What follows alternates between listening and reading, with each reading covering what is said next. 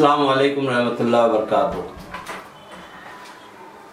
दोस्तों, मैंने आज के वक्त में लोगों को इतने तकलीफ में और कितनी मुश्किलों में देखा हूँ, जो मैं सारे अपने भाइयों बहनों से शेयर करना चाहता हूँ। और मुझे उम्मीद है कि मैं जो चीज़ आपसे शेयर करूंगा ये आप उसको आगे पहुंचाएंगे, ताकि ये बात हम सब की प्रधानमंत्री जी तक पहुंच सके। और वो चीज़ें मैंने लिख के रखा हूं जो मैं अभी आपके सामने शेयर करूंगा।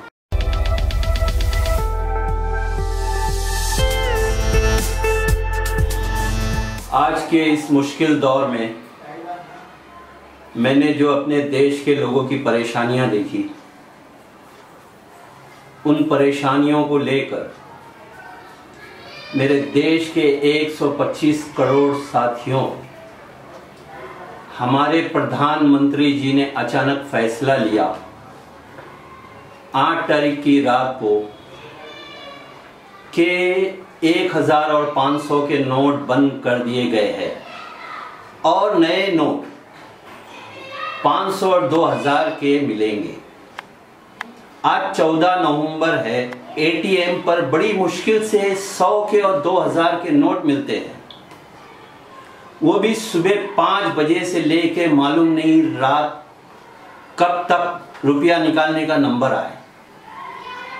इस बीच में चाहे किसी की माँ बीमार मर जाए, किसी का बीमार बाप मर जाए, बच्चे घरों में भूखे बैठे रहें, लेकिन हमें तो लाइन में खड़े रहना है, क्योंकि मोदी जी ने कहा है ये कुछ दिनों की परेशानी है।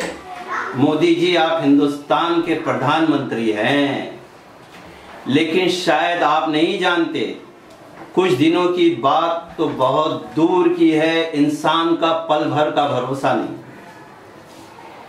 आज ये वक्त सिर्फ अचानक फैसला लेने की वजह से आया है कि अल्लाह ना करे अगर किसी इंसान के घर मौत हो जाती है, चाहे वो कोई भी धर्म से ताल्लुक रखता हो, उसे शमशान भूमि हो, कब्रिस्तान हो या चर्च हो, उसे रुपयों की ज़रूरत होती है, वरना उसके आखिरी रस्मात भी पूरे नहीं होते।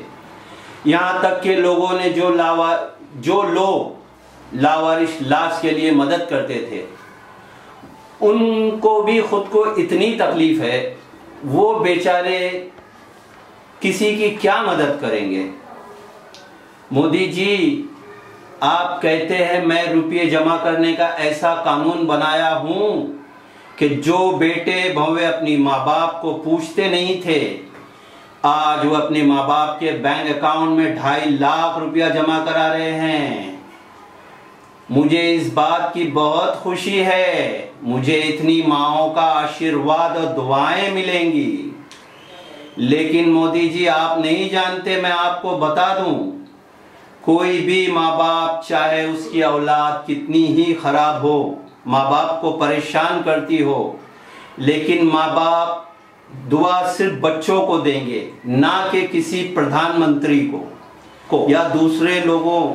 ये सोच आपकी गलत है कि मेरे देश की सारी माएँ, यानी मैं प्रधानमंत्री मोदी, मुझे दुआएं देंगे। मुझे आप सिर्फ अपनी सिक्योरिटी के साथ दुनिया घूम रहे हो, तरक्की के। अरे मोदी जी, जरा सोचिए, जिस देश के छोटे गोद के बच्चे दूध के लिए तड़प रहे हैं, माँ बाप एटीएम पर खड़े अपने नंबर का इंतजार कर रहे हो, उसका नंबर कब आएगा और वो रुपये ले जाकर अपने बच्चे के लिए दूध खरीद कर कब पिलाएंगे। आपने ऐलान कर दिया कि हॉस्पिटल, मेडिकल और बहुत सी दूसरी जगहों पर 1000-500 के नोट चलेंगे। शायद आप ये नहीं जानते, किसी जगह ये रुपये नहीं चल रहे हैं, और आम आदमी इस बात की शिकायत कानून वालों से करता है तो यही बोलते हैं, नोट किसने बंद किया उसको बोलो। ना ही हमने नोट बनाया था और ना ही हमने नोट बंद किया। हम कुछ नहीं कर सकते। इस वक्त एक आम आदमी कहाँ जाए, ना आप तक आ सकता है ना कहीं और जा सकता है। अगर ऐसे में इंसान से कोई गलती हो जाए तो आपका बनाया हुआ कानून उस बेचारे को गिरफ्तार कर लेगा और नहीं मालूम वो इंसान कब तक जेल में बंद रहेगा। मोदी जी, आपने अपनी एक भाषण में कहा है कि भाइयों और बहनों, जिन माओं के अकाउंट में 2.5 लाख बच्चे डालेंगे तो बताओ मुझे इस देश की कितनी माओं की दुआएं मिलेंगी। लेकिन मैं आपको बता दूं, शायद आप ये नहीं जानते मोदी जी, माएँ जो सिर्फ और सिर्फ अपने बच्चों को दुआएं देती और अगर खुदा ना खास्ता किसी भी बच्चे की माँ को ये मालूम हो कि उसके बच्चे को किसी ने परेशान किया और वो रो पड़ी और उसके दिल से आह निकली, यानी बद्दुआ, और वो उस माँ की एक आंसू जमीन पर गिरा, तो ये बात, शायद ये बात आप भी मुझसे ज्यादा अच्छी तरह जानते हैं, क्योंकि आप हिंदुस्तान के सेवक हो और मैं मामूली सा समाज सेवक हूँ, कि किसी भी माँ के आंसू अपने बच्चों के लिए अगर जमीन पर गिर जाता है तो अर्श से लेके फर्श तक हिल जाता है, यानी आसमान से लेकर जमीन तक। ये जो दुनिया में जलजला आते हैं मोदी जी, ये चीजें भी किसी न किसी की बद्दुआ से होता है और इसका बटन सिर्फ ऊपर वाले के पास है। उसकी मर्जी, जब चाहे बटन दबा दे, जब चाहे बंद कर दे। मैं समझता हूं आज तक किसी साइंसदान ने ऐसी कोई चीज नहीं इजाद की कि जलजला रोक सके। मोदी जी, माफी चाहूंगा, आज इंसान इस फिक्र में है कि 5 मिनट किस तरह गुजरेगा। 5 मिनट क्या होगा। आपने तो आर्थिक सुविधा को सुधारने के लिए 50 दिनों का वक्त दिया है, पूरे 50 दिनों। मोदी जी, जरा अपने 56 इंच के सीने पर एक मर्तबा अपना हाथ रखकर सोचिए, शायद आपको भी पता चलेगा कि माँ बाप के दिल क्या बोल रहा होगा। मोदी जी, मैंने एटीएम के मशीनों पर ऐसे लोगों को देखा हूं जो ना ठीक से बैठ सकते हैं ना ही ठीक से खड़े रह सकते हैं।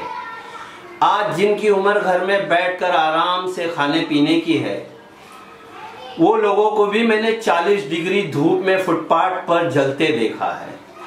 लोग अपने बूढ़े माँ बाप को अपनी मजबूरियों की वजह से आधी आधी रात को एटीएम पर बिठा देते हैं। आखिर इसका जिम्मेदार कौन?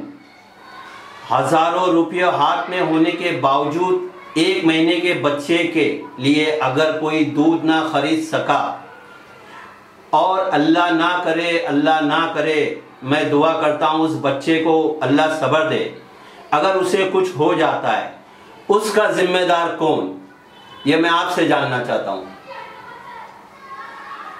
और मैंने फिल्मों में सुना है और देखा भी है कि अक्सर राजनीति को लेके फिल्में बनती है या फिल्मों को लेके राजनीति होती है। इसी तरह एक फिल्म आई थी अनिल कपूर साहब की, नायक। उसमें अनिल कपूर एक आम आदमी होते हैं, आम आदमी से उनको 1 दिन का सीएम बना दिया जाता है। लोग उसे अपनी तकलीफों को दूर करने के लिए 1 दिन का सीएम बना देते हैं। इसी तरह आप भी सोचिए, कभी आप अपने पीएम से हटके 1 दिन का आम आदमी बन के तो देखिए, ताकि लोगों को भी लगे कि हमारे प्रधानमंत्री जी ने हमारे लिए क्या नहीं छोड़ा, क्या नहीं किया। तो मोदी जी, मेरी आपसे यही गुजारिश है, दरख्वास्त है, रिक्वेस्ट है कि आप ये सब चीज़ों पे ध्यान दें और कोई और इंतज़ाम करें। आप क्या नहीं कर सकते हो? आप चाहे तो एटीएम मशीनें गाड़ियों में रख के हर चौराहे के नाके पे गाड़ी खड़ी कर सकते हो। जिस तरह आपके पास अचानक एटीएम बंद करने का, 1000 और 100 के नोट बंद करने का तरीका है, तो उसी तरह कोई और भी तो तरीका होगा। आप भी विदेशों में घूम रहे हो और घूमते हो, मैं भी विदेशों में घुमा हूं। मोदी जी लेकिन मैं आपको बताऊं, मैं आपकी तरह नहीं घुमा हूं, मैं अपनी नौकरी के लिए घुमा हूं, अपने घर बार के लिए घुमा हूं। वहां मैंने भी ये कानून में रद्दोबदल आते देखा है, लेकिन कब नई नोट आती है और कब पुरानी नोट चली जाती है, ना ही किसी को कोई परेशानी होती है, ना ही कोई हैरान होता है, ना कोई तकलीफ होती है। क्योंकि वहाँ के राजा जो होते हैं वो अपने प्रजा की मुसीबतों का, सुख का, दुख का बहुत ख्याल रखते हैं। ऐसा कुछ आप भी करिए, इससे ज़्यादा मैं क्या बोलूं। अगर मेरे ये सब बोलने में कोई गलती हुई है या मेरी बातों से किसी भी इंसान को, चाहे वो किसी पद पे बैठा हो या एक आम आदमी हो, अगर कोई तकलीफ हुई है या कोई दुख पहुंचा हो, उसके लिए मैं माफ़ी चाहूँगा। भाइयों, इस वीडियो को सुनने के और देखने के बाद आप लोगों की क्या राय है, मेहरबानी करके कमेंट्स करें। फानूस बन के जिसकी हिफाजत हवा करे, वो शमा क्या बुझे जिसे रोशन खुदा करे। जय हिंद, जय महाराष्ट्र।